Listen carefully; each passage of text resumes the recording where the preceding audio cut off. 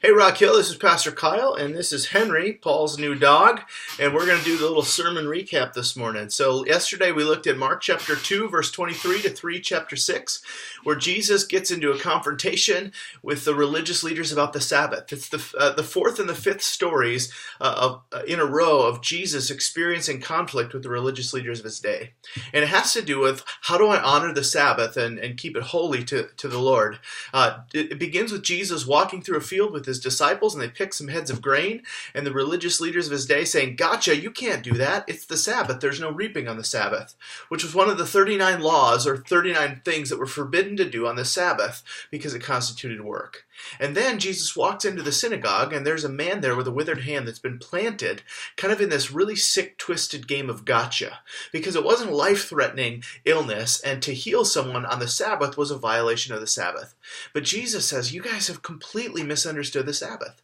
The Sabbath was not created so that man would have to obey all of these laws and regulations. The Sabbath was given as a gift from God to his people because he knows how we flourish and thrive as human beings.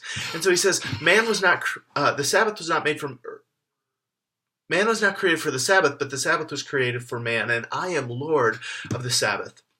Now, the interesting thing is that the fallout of this is that the Pharisees team up with the Herodians. The Pharisees were the strict religious people of the day. The Herodians were the supporters of King Herod and by that, Rome. And they were the very irreligious people of their day. But after clashing over this particular thing, they decide Jesus has to go. We need to kill him.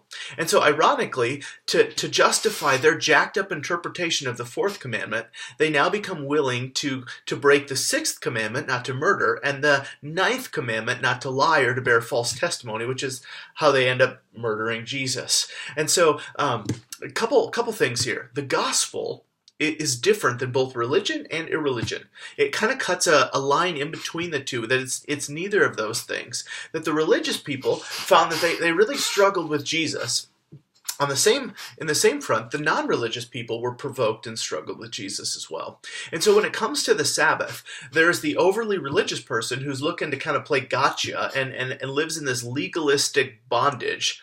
On the other hand, though, in our country, most of us don't think we need a Sabbath. We think that we should be able to be productive 24/7, and we don't actually honor God by taking a Sabbath, by taking a day off, and focusing on the Lord and refreshing our souls.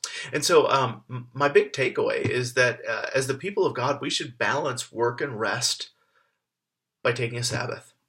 Jesus was for the Sabbath, he just wasn't for the legalistic twisting of the Sabbath. And so my encouragement to you would be figure out how to Sabbath in your life, whether you're a student, a stay-at-home mom, you work an 8 to 5 job, or anything in between. Find a way to break the monotony of your life, to take a legit day off and invest long-term in your health, because God knows what he's doing. He created you and he knows what you need.